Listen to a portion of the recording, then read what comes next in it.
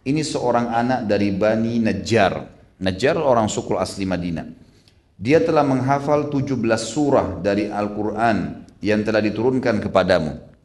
Dalam hitungan baru beberapa waktu dia masuk Islam, umur 11 tahun dia sudah menghafal semua surah yang turun pada saat itu.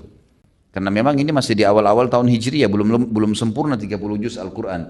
Waktu itu memang masih kurang lebih 17 surah semuanya turun. Dan semua dihafal oleh Zaid bin Thabit di umur 11 tahun.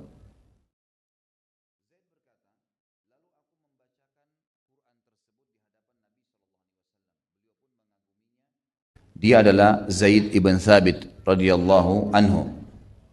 Zaid ibn Thabit ini namanya adalah Zaid ibn Thabit bin Dahhak bin Zaid. Zaid ibn Thabit bin Dahhak bin Zaid bin Luzan bin Amr Al-Qurash. Tentunya ini dari Madinah beliau, Al-Madani.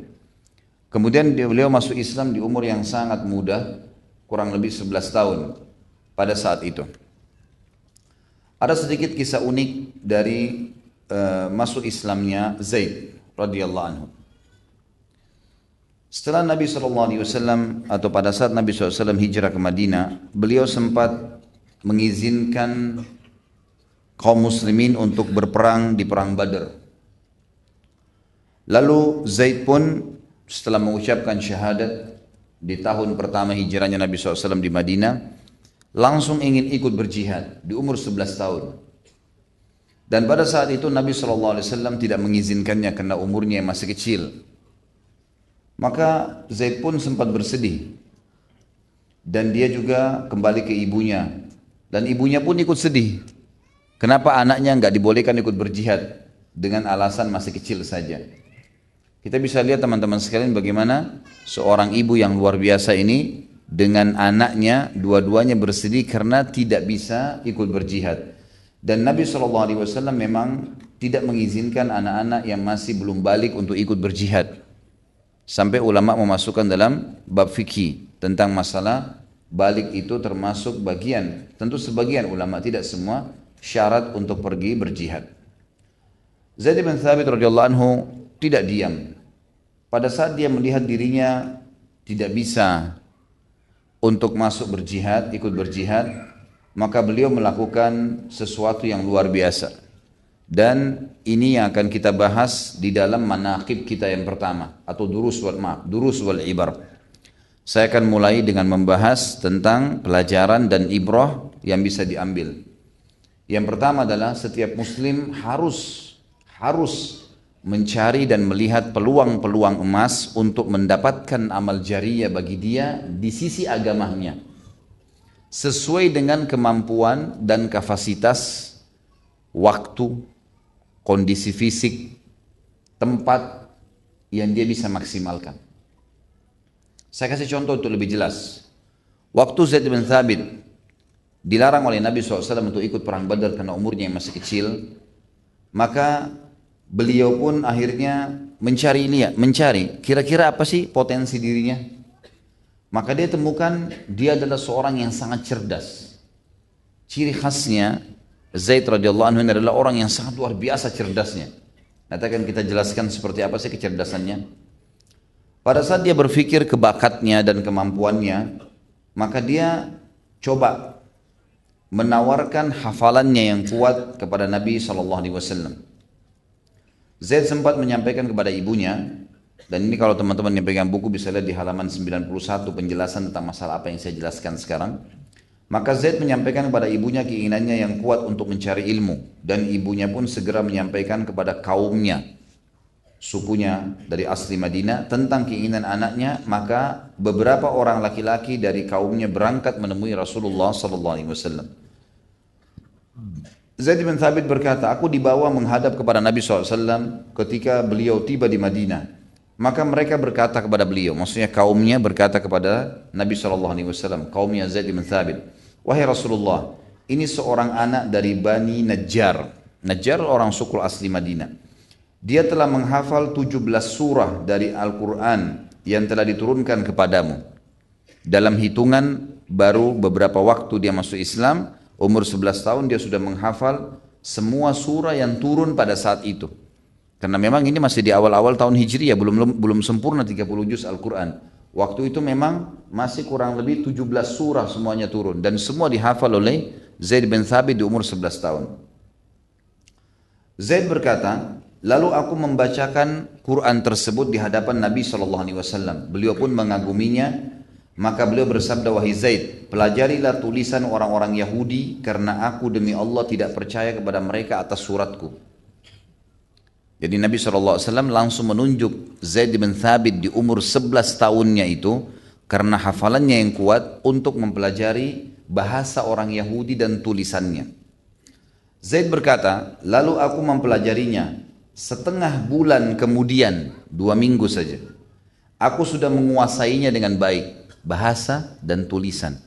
Ini semua ya, ini bukan hal yang ringan. 2 minggu bisa menguasai semua yang berhubungan dengan bahasa Yahudi dan tulisan mereka. Seperti orang Yahudi dia ngomong. Maka akulah yang menulis surat Rasulullah SAW jika beliau mengirim surat kepada mereka, pada orang-orang Yahudi. Zaid berkata, Rasulullah SAW bersabda kepadaku, apakah engkau menguasai bahasa Suryani?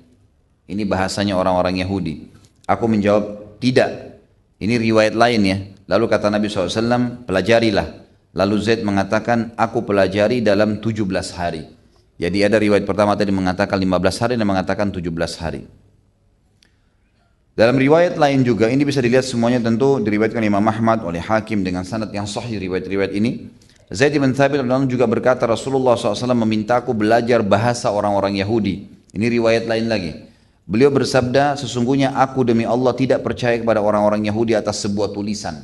Artinya kalau aku kirim dalam bahasa Arab, bisa mereka terjemahkan ke bahasa Ibriyah, ke bahasa mereka, ya bahasa Suryani tadi yang dibahasakan dengan nama lain, itu bisa saja diterjemahkan kepada kaum mereka dengan cara lain. Kalau kaumnya tidak mengerti bahasa Arab, maka bisa ditipu. Maka aku sengaja ya menyuruh engkau hai Zaid untuk belajar bahasa Yahudi dan menulis surat dalam bahasa Yahudi, sehingga mereka tidak bisa membolak-balikkan fakta itu. Zaid berkata, setengah bulan setelah itu aku telah menguasainya. Ketika aku menguasainya, setiap kali Nabi SAW menulis surat orang-orang Yahudi, maka akulah yang menulisnya. Jika mereka membalas, maka akulah yang membacakannya untuk beliau SAW. Dan ini sebuah hal yang luar biasa teman-teman sekalian. Ini pelajaran pertama yang paling penting yang kita bisa ambil daripada majlis kita pada sore ini. Bagaimana setiap orang di antara kita jangan menyia-nyiakan waktu. Kita hanya memiliki teman-teman sekalian detik yang sekarang antum ini, anda ini sedang melihat ke saya pun sedang melihat ke anda, dan ini nafas yang sedang kita hirup ini milik kita.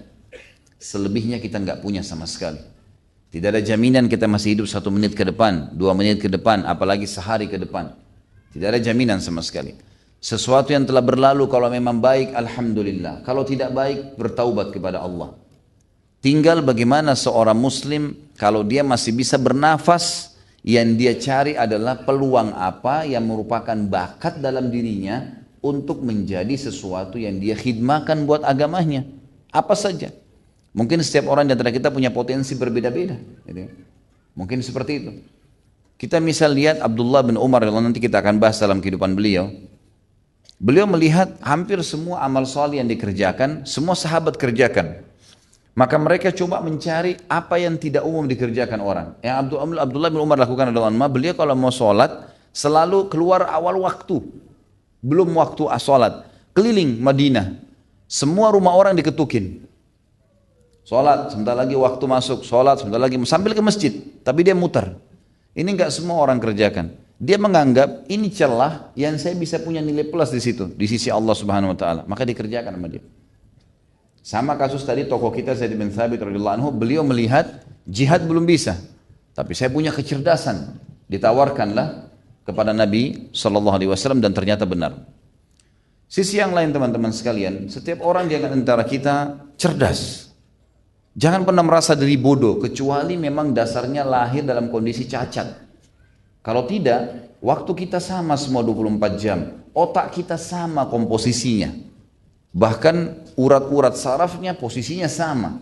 Mata kita sama dua, telinga kita sama dua, tangan kita dan kaki kita sama dua. Kita juga punya jantung dan hati masing-masing satu. Kita punya kulit yang sama, ada kulit manusia. Orang tahu ini manusia, kelihatan dari kulitnya. Mungkin yang beda adalah postur tubuh, paras wajah, warna kulit mungkin. Tapi semua komposisi, waktu sama saja, makanan sama saja. Kenapa ada orang yang cerdas dan ada orang yang tidak cerdas? Permasalahannya orang yang cerdas mau mencerdaskan dirinya. Tidak ada orang yang tidak bisa menghafal, teman-teman sekalian. Antum ini semua mampu menghafal, asal mau. Masalahnya kita tidak mau. Atau kadang-kadang kita selalu dicekoki oleh syaitan perasaan takut.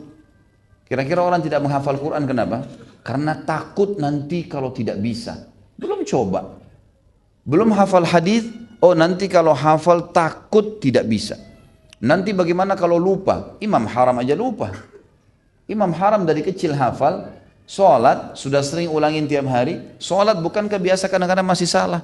Manusiawi. Tapi nggak ada orang lupa satu surah. Kecuali kalau dia tidak ulangin sama sekali. Tapi orang lupa satu ayat, sambungannya. Mungkin. Itu manusiawi. Tapi syaitan membuat manusia untuk tidak mau menghafal. Teman-teman sekalian, hafalan itu sangat baik. Hafalan itu sangat baik.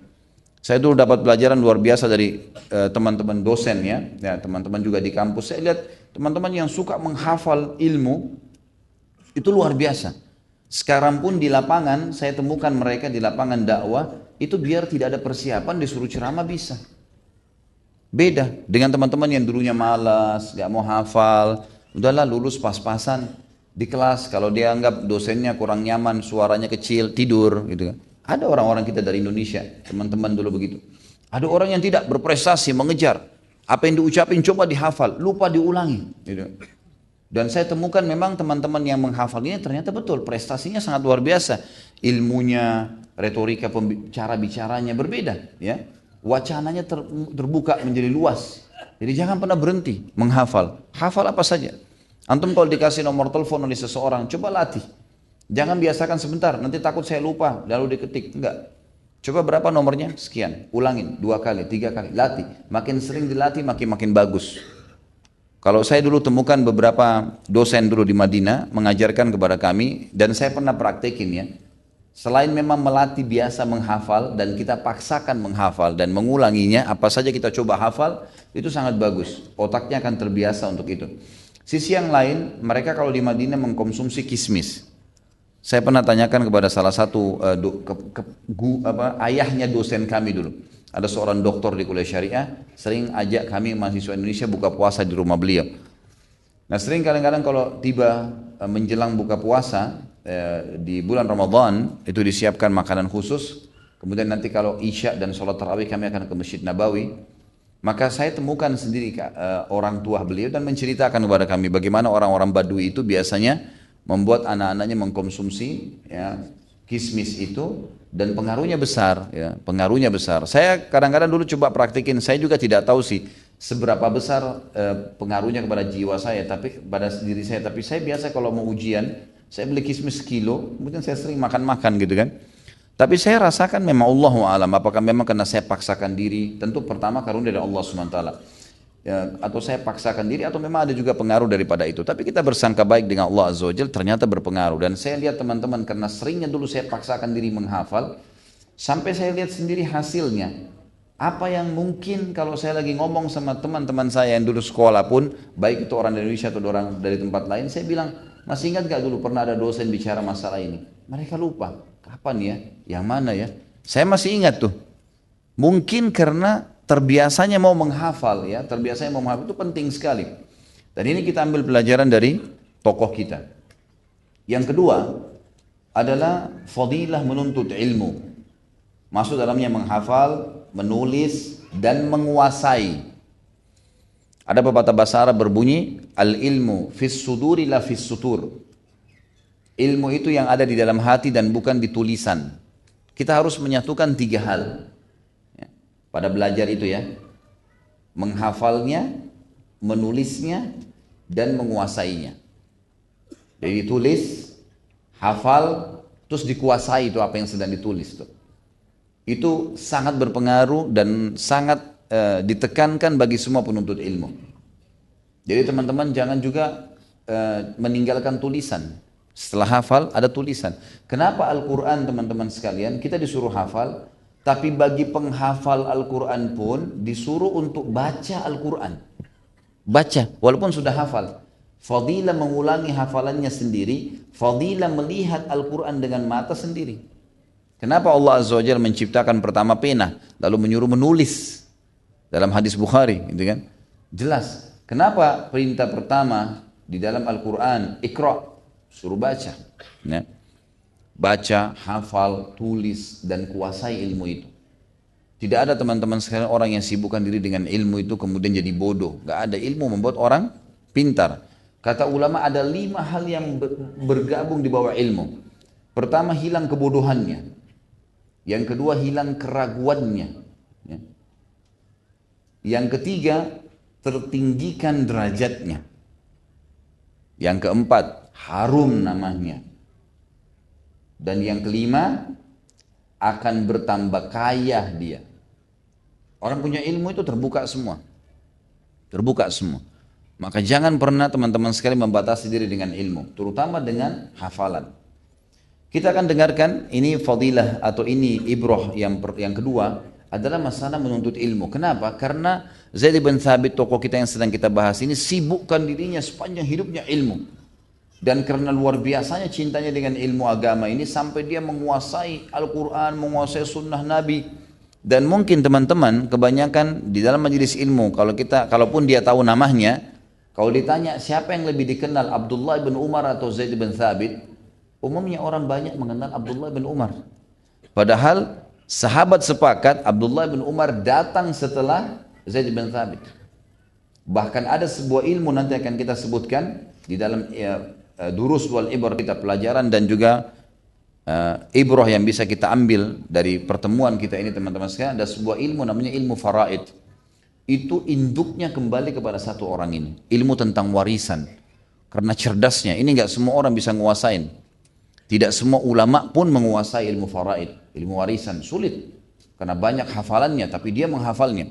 Bahkan sebagian nanti kita akan nukil, sebagian ulama salaf mengatakan kalau Zaid bin Thabit tidak menulis ini tentang ilmu faraid, maka pastinya akan hilang ilmu tersebut. Tapi nanti kita sebutkan. Baik teman-teman sekalian, menuntut ilmu adalah sebuah hal yang ditekankan dalam agama Islam. Tidak boleh kita tinggalkan. Majlis ilmu tidak boleh ditinggalkan. Apapun alasannya. Kita dengarkan misal. Diangkatnya derajat penuntut ilmu. Seperti antum hadir di majlis ilmu ini, insya Allah termasuk dalamnya. Diangkatnya derajat orang yang berilmu. Seperti misalnya surah Al-Mujadilah, surah nomor 58 ayat 11. A'udzu billahi minasyaitonir rajim. Yarfa'illahu alladhina amanu minkum walladhina utul ilma darajat. Al-ayah. Sesungguhnya Allah akan mengangkat derajatnya meninggikan derajat orang-orang yang beriman dan orang-orang yang menuntut ilmu di antara kalian. Di sini kata ulama, Allah Subhanahu wa taala sebenarnya sudah cukup menyebutkan orang iman. Misal Allah mengangkat derajat orang beriman. Tapi kenapa orang menuntut ilmu sini seperti dipisahkan, seperti ada dua, orang beriman dan menuntut ilmu? Karena banyak orang yang beriman tapi tidak berilmu. Ada imannya, tapi tidak berilmu. Ini kita akan lihat kualitas ibadahnya rendah sekali. Rendah. Biasanya mereka cuma masuk kategori abid namanya. Abid itu ahli ibadah, tapi nggak punya ilmu. Nggak punya ilmu. Dia suka sholat, dia suka ibadah, cinta dengan ibadah, tapi dia nggak tahu. Dia nggak tahu dengan ilmu yang luas ya. Seperti misalnya pada saat dia masbuk. Saya lihat banyak orang, Masya Allah ke masjid sholat, gitu kan. Tapi yang kita temukan teman-teman sekalian, pada saat dia telat, banyak sekali tidak langsung takbir, ikut. Kalau sudah dapat imamnya, sudah ruku, sudah i'tidal, sami Allah liman hamidah, atau sujud, dia nggak langsung takbir, dia nggak ikut langsung. Kenapa dia nggak ikut? Ini karena ketidakfahaman. Dia suka ibadah, tapi dia nggak tahu. Padahal kita disuruh oleh Nabi SAW, kalau kalian sedang sholat berjamaah bersama imam, maka ikutilah apa yang dia kerjakan. Ruku, sujud, harus diikuti. Dan walaupun kita tidak dapat satu rakaat, tetap kita mendapatkan fadilah i'tidalnya, fadilah sujudnya, fadilah doa di antara dua sujud, gitu kan? Fadilah gerakan pindah dari rakaat pertama ke rakaat kedua. Kenapa tunggu teman-teman sekalian? Contoh, ada orang abid, suka ibadah tapi tidak punya ilmu. Kalau orang yang punya ilmu berbeda. dia akan membuat iman yang dia miliki dalam mengerjakan ibadah itu dalam kondisi yang tepat. Mungkin banyak orang pada saat dia masuk masjid dia sholat sunnah. Begitu dia sholat sunnah, ada orang mau tepuk pundaknya untuk ikut berjamaah. Banyak orang nolak. Bahkan ada yang lucu memberikan isyarat supaya jangan ikut orang. Bagaimana bisa kasih isyarat sementara sholat nih? Nah itu. Kalau dia punya ilmu nggak ada masalah. Orang tepuk dia tetap sholat. Orang itu ikut berjamaah, dia mau niat wajib atau sunnah itu nggak ada masalah. Dianya tetap sholat. Dalilnya hadis Bukhari. Sudah pernah saya jelaskan ini. Kalau pernah ada sahabat yang telat sholat, kemudian Nabi SAW sudah bubar, sudah selesai lagi zikir. Orang ini masuk mau sholat sendiri. Kata Nabi SAW, sebentar. Siapa yang mau bersedekah buat saudaranya ini? Berdiri Abu Bakar. Kata Abu Bakar, saya Rasulullah. Lalu Abu Bakar menjadi imam. Tapi di sini hukumnya sudah sholat sunnah bagi Abu Bakar. Karena tadi sudah sholat wajib. Gitu kan? Berarti boleh. Orang lagi sholat sunnah, antum masuk ke masjid, lagi terawih. Antum belum sholat isya, telat. Ikut aja berjamaah sama imam. Dia niat terawih, antum niat wajib. Nggak ada masalah. Orang kalau punya ilmunya, lebih tenang dia beribadah kan? Tidak simpang siur. Jadi memang orang beriman bagus. Tapi kalau iman diikuti dengan ilmu itu luar biasa. Iman mendongkrak kita ingin mau mengerjakan ibadah. Ilmu menuntun kita tata caranya. Kan itu. Jadi nggak boleh dibatasin. Makanya Allah bilang dalam Mujadilah tadi, Allah mengangkat derajat orang-orang beriman. Orang yang tadi beriman tuh beribadah, tapi dia masih kurang ilmunya, Allah angkat juga derajatnya. Tapi ditambah ilmu, derajat tinggi yang sangat derajat yang sangat tinggi. Kemudian Allah Subhanahu wa taala memotivasi kita agar jangan sampai meninggalkan ilmu. Sebagaimana dalam firman-Nya surah Az-Zumar surah nomor 39 ayat 9. A'udzu billahi minasyaitonir rajim. Qul hal yastawil ladzina ya'lamuna wal ladzina la ya'lamun innama yatafakkaru ulul albab. Katakanlah hai Muhammad, apakah sama orang yang belajar tuh? Orang yang belajar dengan orang yang tidak belajar? Orang yang tahu dan orang yang tidak tahu, sesungguhnya yang memikirkan ini hanya orang-orang yang berakal. Masa beda teman-teman sekalian, antum yang hadir tiap hari kuliah, kalau kita bahasa sekarang pengajian juga bisa masuk dalamnya tiap hari, dengan orang yang tidak pernah ikut atau seminggu sekali saja, pastilah beda. Ragam informasi sudah sampai kepada dia. Ingat teman-teman, penemuan terakhir di otak kita ada urat saraf. Itu kalau menampung 300 tahun film yang dibuat oleh manusia non-stop, itu masih nampung. Ada, setiap manusia kita ada punya itu. Makanya antum, apapun yang pernah terekam oleh mata, terdengar oleh kuping, kita masih bisa ingat. 10 tahun lalu kita mendatangi sebuah tempat, kemudian sekarang kita datang ke tempat yang sama melihatnya, kalau sudah pernah lihat sekali aja, kita ingat, oh kayaknya saya pernah kesini nih. Karena kuatnya sebenarnya otak manusia. Sayangnya kita tidak maksimalin teman-teman. Anda ini belum memaksimalkan otak yang diberikan oleh Allah. Luar biasa. Sampai para ilmuwan, saya kaget itu baca mereka mengatakan dengan semua teknologi yang manusia sudah miliki sekarang, itu potensi otak manusia yang dimaksimalkan baru 1/3. Belum semua.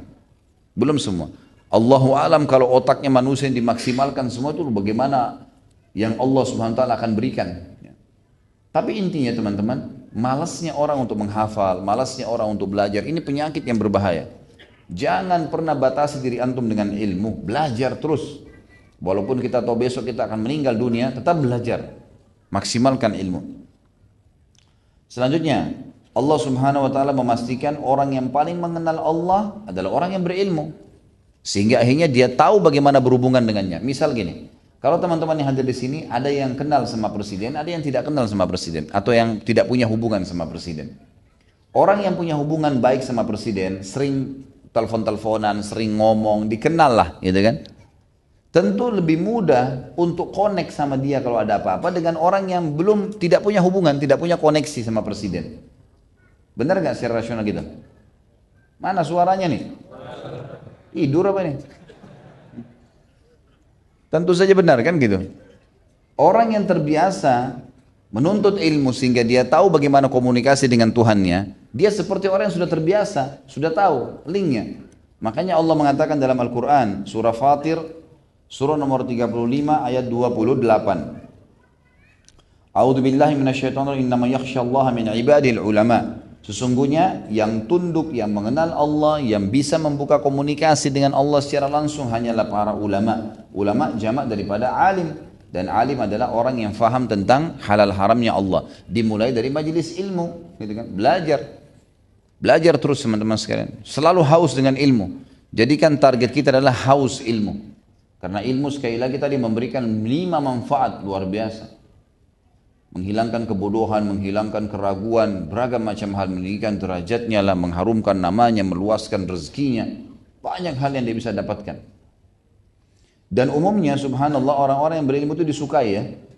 Kalau orang pintar itu, dari omongannya pintar, susunan kata-katanya, orang segan sama dia, orang suka. Dibandingkan orang dari cara omongannya sudah kelihatan, oh kualitasnya seperti ini nih. Karena orang malas untuk dengerin. Karena memang itu penting, ilmu memang meninggikan derajat seseorang.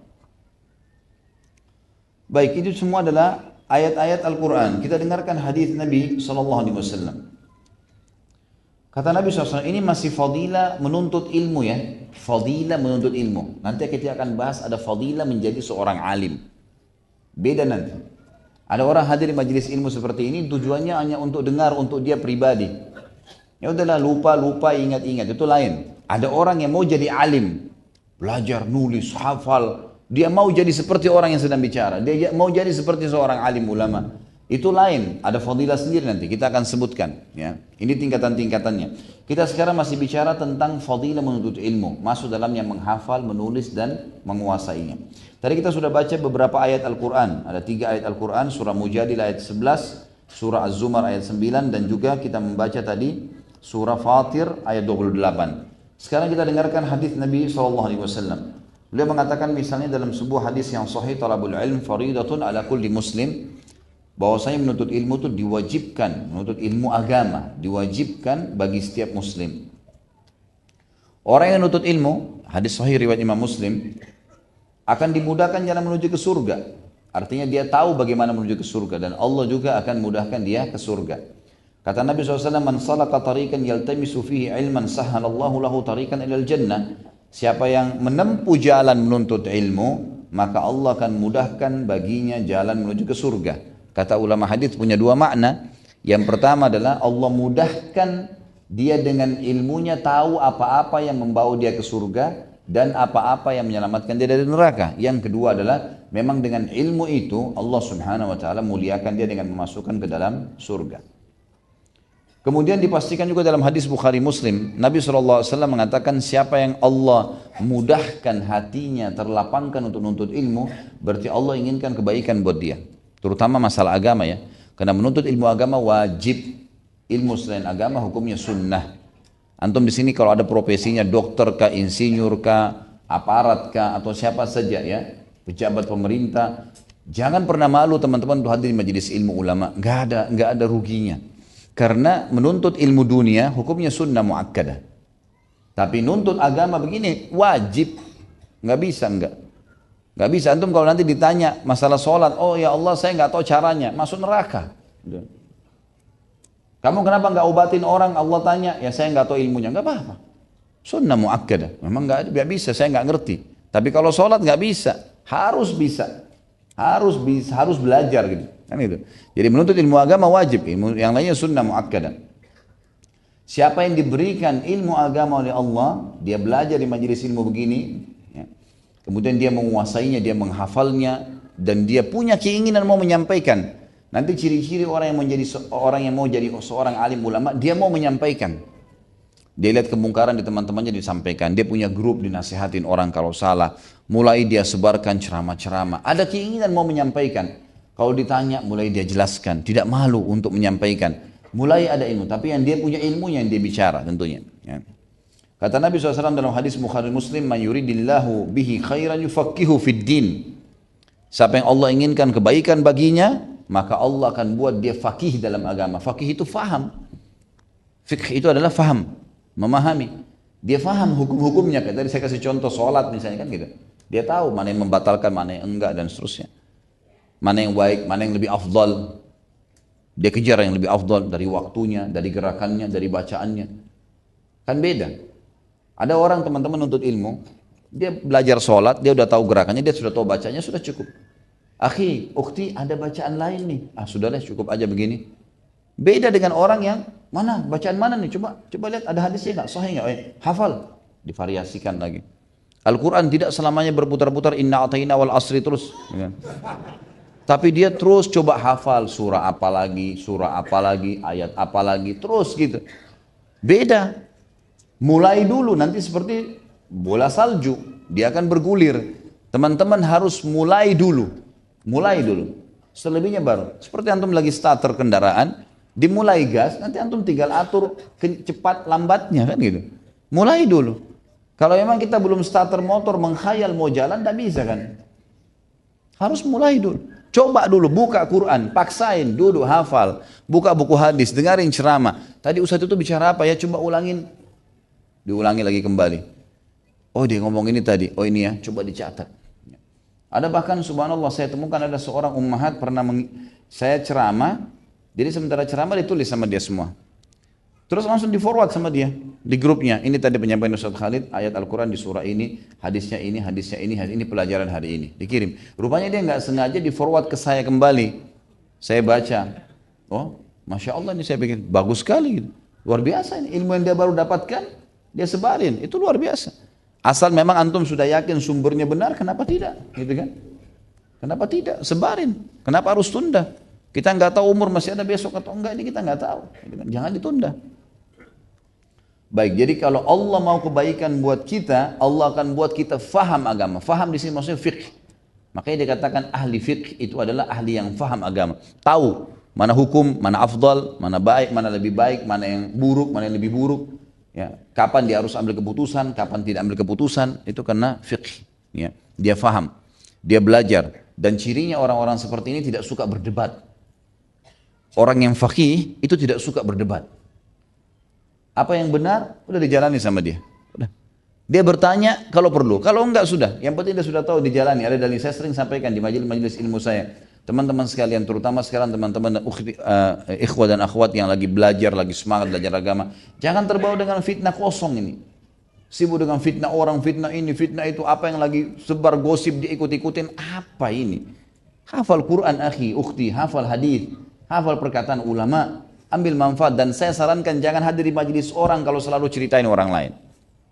Kalau antum dari pertama masuk selalu dapatkan ilmu itu didudukin, duduk majelis siapa saja yang kira-kira manfaat, dikasih ilmu, Al-Quran, hadis, cerita-cerita orang soleh, membuat kita keluar berubah. Sejam 2 jam duduk berubah jadi orang yang luar biasa. Mungkin kalau kita hitung persentasenya naik 70%, 80% kebaikan kita dari sebelumnya. Itu yang majelis ilmu sebenarnya.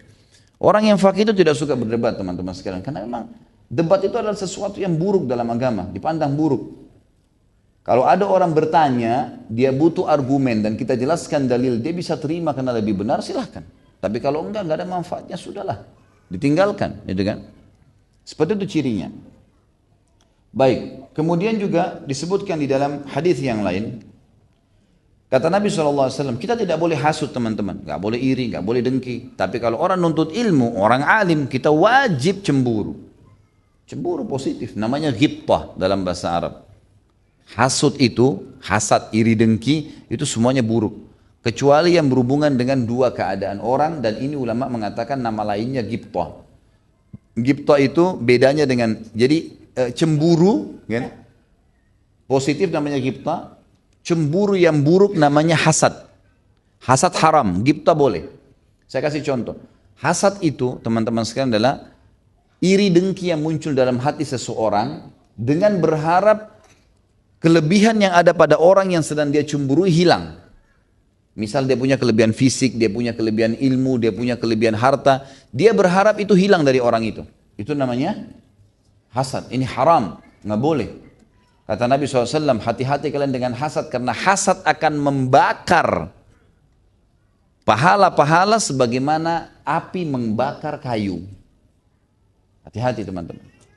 Kalau ghibtah beda. Kita cemburu dengan seseorang yang punya kelebihan, tapi kita tidak berharap hilang dari dia. Seperti contoh, ada orang kaya. Ya Allah, Masya Allah ya. Allah engkau memberikan kepada orang ini ya Allah. Berikan juga kepada aku ya Allah. Boleh, tapi kita tidak berharap hilang dari dia. Allah berikan dia kepintaran, Allah berikan dia kelebihan apa saja, kita boleh. Boleh kita berharap kepada Allah diberikan seperti dia, tapi tidak berharap hilang nikmat itu darinya.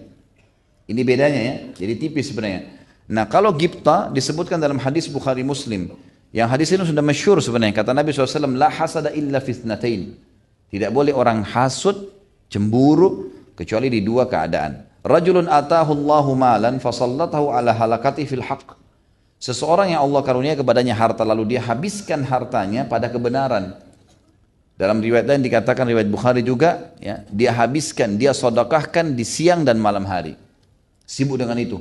Kalau ada orang yang antum melihat suka bersedekah, tuh cemburuin tuh. Kenapa kita tidak lakukan hal yang sama? Banyak orang begitu ya. Kadang-kadang saya sudah pernah ceritakan, jadi dia lihat saja, tonton orang bersedekah. Apa gunanya? Celengan masjid lewat, dilihat saja, tonton. Orang lain mampir, oh iya baik ya orang itu. Terus kamu bagaimana? Banyak orang gitu tonton, temannya bagi-bagi Quran, cuma ditonton. Bagus ya bagi Quran, ya terus kamu gimana? Banyak orang begitu subhanallah. Saya pernah waktu itu umrah Ramadan, dengan ayah saya berdua saja tentunya. Kemudian naik di bus ini teman-teman sekalian, saya tanya, kebetulan supirnya orang kita, orang Indonesia. Pak disiapin buka puasa nggak di bus? Dia bilang iya ada. Kebetulan saya tidak ikut travel. Saya waktu itu ngurus sendiri di kedutaan visanya. Jadi memang hotel segala makan kami siapin sendiri memang. Waktu itu sewa mobil bus lokal ya, dari Madinah ke Mekah. Berangkatnya habis asar, buka puasa di tengah jalan otomatis. Kata bapak yang bawa mobil, ada. Ini ada air dinginnya, ada tehnya, ada biskuit, ada kurma, segala macam hal disiapin. Baik pak, bapak nggak usah berhenti biar saya yang siapin deh. Saya bilang gitu. Biar saya yang siapin, bapak biar bawa jalan aja, nanti kalau sudah azan mau istirahat silakan. Baik, saya berdirilah di depan mereka semua nih, ada 50 orang nih. Saya sibuk deh, taruh ini itu, kemudian saya bagi-bagiin. Setelah saya bagiin, tidak ada satu orang pun berdiri bantu saya. Semua cuma nonton gitu. Baiklah, saya bagi. Setelah saya bagi, saya duduk di kursi kembali. Di sebelah saya ada tentara kebetulan dari kota Dammam, satu kota di Saudi. Dia bilang, ya akhi, kalau semua orang Islam seperti anta ini, maka orang suka dengan Islam gitu. Saya balik ke dia, saya nggak ngomong ya, saya balik ke dia cuma saya bilang dalam hati saya, lalu kamu buat apa dari tadi? Apa gunanya cuma lihat saya? Coba apa gunanya? Manfaatnya apa? Ucapin itu ke saya pun saya nggak butuhin itu. Untuk apa? Apa manfaatnya buat saya? Ada lagi di sebelah sana, guru sebelah orang Mesir tuh. Orang Mesir sama istri dia bilang juga, ya akhi ente panen pahala kita semua gitu. Tapi dalam bahasa Arab ya.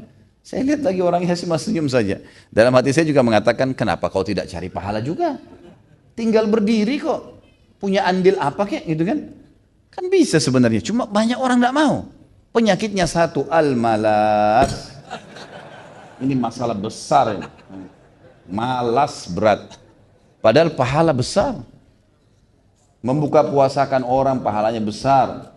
Kalau lagi buka puasa Ramadan, bagi-bagi minuman, masukin air mineral. Pahala besar, kenapa nggak dilakukan? Gitu kan? Baik kalau antum malas mau jadi raja sama ratu, nggak mau bantu-bantu orang. Kalau duduk buka puasa di masjid, coba bagi, tukar tuh air mineral sama teman di sebelah. Nggak ada modalnya tuh. Nih ya, kamu dapat pahala saya dapat pahala kamu.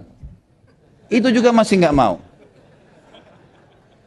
Coba, penyakit apa kalau gitu? Alhamdulillah.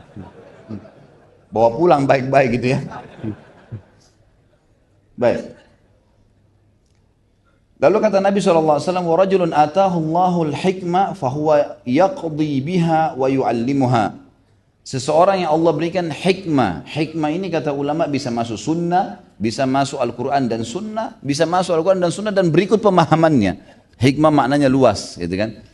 Dan dia terus sibuk menggunakan buat dirinya dan mengajarkan kepada orang lain. Nah kalau ada orang begini, tiap hari taklim sibuk terus, antum wajar cemburu dengan dia. Minta kepada Allah bisa seperti dia atau lebih. Tapi ingat, jangan berharap nikmat itu hilang dari dia. Karena jadi haram. Tapi kalau kita tidak berharap nikmat itu hilang dari dia, malah pahala buat kita. Dan bukan mustahil Allah berikan. Sampai sini jelas ya? Baik. Selanjutnya, sabda Nabi SAW menjelaskan kepada kita. Di dalam hadis riwayat Imam Bukhari Muslim, "Mathalu ma ba'athani Allahu bihi minal huda wal ilm, kamathali gaithin asaba ardan." Perumpamaan aku diutusnya oleh Allah ini dari ilmu yang aku bawa dari Al-Quran dan Sunnah ini, seperti hujan yang turun dan menimpa sebuah lokasi di bumi ini. Fakanat minha ta'ifatun tayyibatun qabilatil ma' fa'ambatatil kala. Ada di antara wilayah di daerah yang gersang itu, yang turun hujan, yang tanahnya memang dasarnya baik dan dia bisa menerima air, menampung air itu. Maka tanda-tandanya adalah akan tumbuh ladang. Ya, al-kala itu ladang. Wal utbal kathir. Begitu pula dengan wal ushbal kabir, wal ushbal kathir. Maksudnya adalah rumput-rumputan yang banyak, tumbuh-tumbuhan yang banyak. Wa kana minha ajadibu amsakatil ma. Ada juga di antara tanah itu biasanya, jadi ini kita bisa lihat kalau di satu lokasi, misalnya kita punya halaman, biasanya ada tanah yang tumbuh rumput, ada juga tanah yang membecek menjadi lumpur. Maka dia menampung air itu. Biasanya kalau tanah becek bisa lama. Kalau tidak ada tumbuh-tumbuhan di atasnya, tanahnya jadi becek. Nah, becek ini dia menampung air. Ini juga positif. Apa ini? Fanafa Allahu bihan nasa fasharibu minha wasaqau wazar'u. Maka tanah-tanah seperti ini Allah subhanahu wa ta'ala buat manusia bisa mendapatkan manfaat darinya. Mereka bisa minum darinya. Air itu kalau tertampung bisa diminum menjadi mata air misalnya. Lalu mereka juga bisa membagikan air itu dan mereka bisa bercocok tanam. Wa asaba ta'ifatan minha ukhra innama hiya qi'anun la tamsiku ma'an wa la tambutu kala'a. Dan ada di antara tanah-tanah itu yang keras, tandus. Dituang air sebanyak apapun, dia tidak bisa menampung air itu, mengalir air itu. Ada tanah, jenis tanah begitu. Biar kita siram sama air, tetap aja kering dia.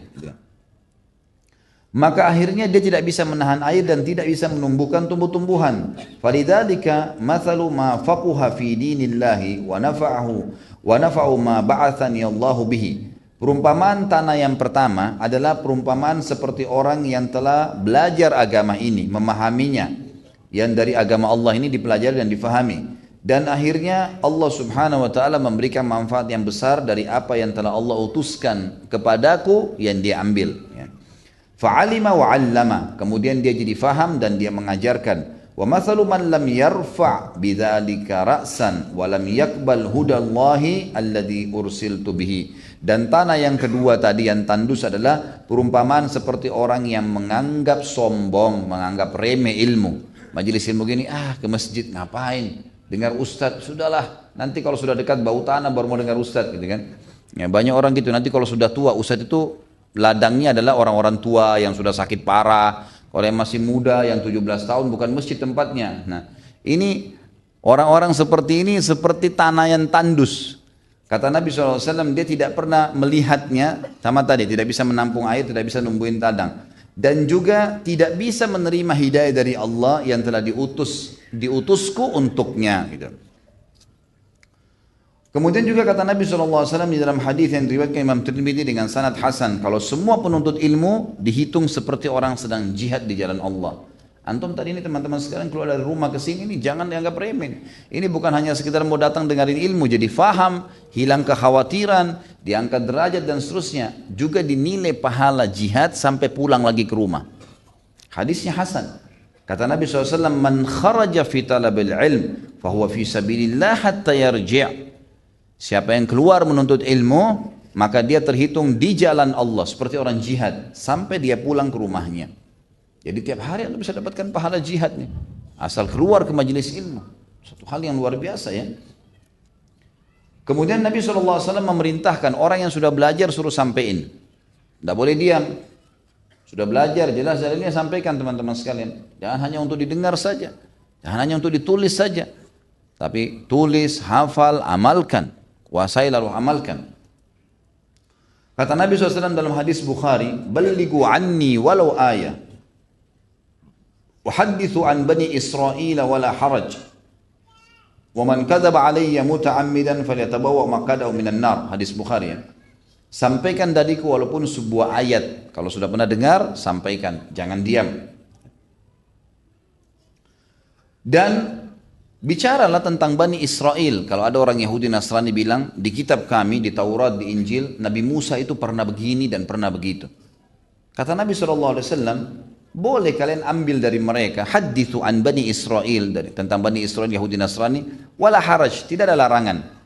Sebagian ulama mengatakan, tapi ada penjelasan setelahnya. Wa man kataba alayya muta'ammidan falatabawa maqdu minan nar. Tapi siapa yang dusta terhadapku secara sengaja, maka dia akan memilih tempatnya di neraka. Kata ulama hadis dua maknanya penutup hadis ini. Yang pertama adalah Bani Israel, kalaupun kita dengar apa yang sedang mereka sampaikan tentang kisah Nabi Musa, Nabi Isa, atau nabi-nabi yang lain, harus dihubungkan dengan penyampaian Nabi Muhammad SAW. Kalau penyampaian mereka sesuai dengan penyampaian Al-Quran dan Sunnah, maka kita terima. Tapi kalau tidak sesuai, maka kita tinggalkan. Tentu kita juga tidak menyalahkannya, kecuali jelas-jelas mereka menghina para nabi-nabi atau hukum-hukum syariat Allah sebelumnya, sebelum Nabi Muhammad SAW maksudnya. Dan makna yang kedua adalah siapa yang sengaja mengarang-arang mengatakan Rasulullah SAW bersabda tapi Nabi tidak bersabda, maka dipastikan masuk ke dalam api neraka kalau tidak sempat bertaubat sebelum meninggal. Baik, orang yang nuntut ilmu teman-teman sekalian, ini jaminan dari Nabi SAW. Orang yang menuntut ilmu, subhanallah, ada ilmu syar'i, dipastikan oleh Allah, oleh Nabi SAW akan dijaga kesehatan tubuhnya, diberikan cahaya wajahnya. Ya, kata para ulama, kalau laki-laki ditampankan, kalau perempuan dicantikkan oleh Allah. Ini makna hadis, nanti saya bacakan hadisnya. Dan juga Allah akan perbaiki akhlaknya, perilakunya. 3 hal, fisiknya sehat, paras wajahnya tampan atau cantik, kalau dia laki-laki atau perempuan. Kemudian yang ketiga adalah Allah Subhanahu wa taala akan memperbaiki perilaku-perilaku dan akhlaknya. Hadisnya hadis hasan sahih, riwayat Imam Tirmidzi. Kata Nabi SAW, "Naddarallahu imra'an sami'a minni syai'an faballaga kama sami'ahu, farubba muballighin aw'a min sami'." Naddara ini kalau kita kembali kepada kamus-kamus yang menjelaskan tentang bahasa-bahasa hadis, ya, itu naddara artinya ahsanallahu jismahu wa wajahu wa akhlaqahu. Allah akan perindah tubuhnya, wajahnya, dan juga akhlaknya. Ilmu, subhanallah. Jadi rupanya ilmu itu bisa berpengaruh. Orang kalau tidak punya ilmu, itu berpengaruh kepada semua ini. Ini hal yang mendasar, ini hadis Nabi SAW. Naddara artinya Allah akan memperindah badannya, wajahnya, dan juga akhlaknya. Setiap orang yang mendengarkan dariku sesuatu, lalu dia menyampaikan seperti apa yang dia dengarkan, persis lafadznya. Apa lafadz hadisnya? Begitu disampaikan. Makanya hafalan harus dikuatkan dengan tulisan. Kenapa banyak ulama menulis? Karena pengaruhnya tulisan penting. Kalau antum lupa, kembali kepada tulisan itu, kan gitu. Penting sekali untuk menulis. Jadi jangan sampai disia-siakan nih. Bisa saja kata beliau, kalau dia sampaikan dengan baik, maka bisa saja ada pendengar yang akan lebih faham daripada orang yang menyampaikan. Kalau retorika yang digunakan bagus, maka bisa saja di antara yang hadir itu ternyata menangkap bagus, bisa saja retorikanya lebih bagus lagi dari penyampainya. Kata Nabi SAW, maka agama ini akan terjaga dengan cara seperti itu. Juga dalam hadis yang lain riwayat Tirmidzi dengan sanad hasan, Nabi SAW memastikan bahwasanya orang yang menjadi alim, pengajar, ulamanya, dan muta'allim, penuntut ilmunya, dua-duanya Allah Subhanahu wa taala akan berikan kebahagiaan, ketentraman, ya. Kata Nabi SAW riwayat Tirmidzi hadis hasan, "Ad-dunya mal'unah, mal'unun ma fiha illa dzikrullah ta'ala wa ma walahu wa 'aliman aw muta'alliman." Dunia ini semua terlaknat, diangkat berkahnya. Kebahagiaannya hilang. Kalau makan nggak cukup, kalau tidur nggak cukup, apa saja semuanya serba masalah buat dia. Semua urusan dunia ini sifatnya seperti itu, mal'una, diangkat berkahnya, mal'un ma fiha, dan juga makhluk yang ada di dalamnya sama. Mereka pun secara pribadi akan sering ada penyakit lah, akan sering ada kekurangan lah, selalu ada masalah, keluhan terus. dunianya dan penduduknya. Illa dzikrullahi ta'ala, kecuali kalau berzikir kepada Allah. Lalu dikatakan wa ma walahu, dan apa yang mendukung itu, yang mendukung zikrullah, majlis ilmu, baca Quran, sholat, semualah. Au wa aliman au muta'alliman, atau seorang alim ulama yang mengajar ataupun muta'allima. Jadi teman-teman, ini yang sedang kita duduk sekarang di majlis ilmu ini, demi Allah ini majlis yang paling mulia di muka bumi. Wallah tidak ada yang lebih mulia daripada ini teman-teman sekalian. Rugi antum kalau pilih majlis yang lain. Majlis ilmu ya, ini saya masukkan adalah dibedain dengan orang ke diskotik, ke bar, ke pinggir pantai, rekreasi. Apa manfaatnya itu? Itu masa lalu. Kalau dulu begitu ya, sekarang sudah bukan begitu. Masuk mall penting saja. Kalau ada penting, ada darurat, masuk. Bukan tiap hari jadi jangan tempat rekreasi. Enggak. Ilmu ke ilmu, ilmu ke ilmu. Ingat, derajat diangkat nih. Jadi pintar, diperbaiki akhlaknya, fisiknya, wajahnya. Banyak janji-janjinya Allah SWT. Lalu untuk apa pilih selain majelis ilmu teman-teman?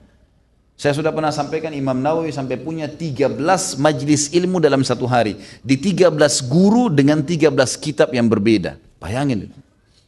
Kayak gini antum hadir majlis sahabat nih. Nanti ada siapa, ustaz siapa lagi sampai apa, siapa lagi. Terus 13 ilmu. 13 kitab sampai habis kitab dipelajari. Jadi bersamaan dalam 5-6 tahun ke depan habis semua 13 kitab tuh. Bayangkan luar biasa. Dan ini salah satu teman-teman sekalian alasan saya pribadi ya. Teman-teman dai yang lain Allahu a'lam mungkin punya ijtihad, tapi kalau saya pribadi punya upaya, kalau diikutin di web atau di YouTube itu memang sengaja saya coba buka sistematis. Jadi kajian kitab. Mungkin sekarang sudah 7 atau 8 kitab. Kita sudah ada bahasan kitab Minhajul Muslim, ada bahasan kitab Kabair, Imam Adz-Dzahabi dosa-dosa besar, tadi Syekh Abu Bakar Jazari yang pertama, kemudian ada kitab Bulughul Maram, kemudian ada kitab Riyadhus Shalihin, ya. Kemudian ada kitab Mahkota Pengantin, ada pembatal keislaman, Nawaqidul Iman, ada banyak ya.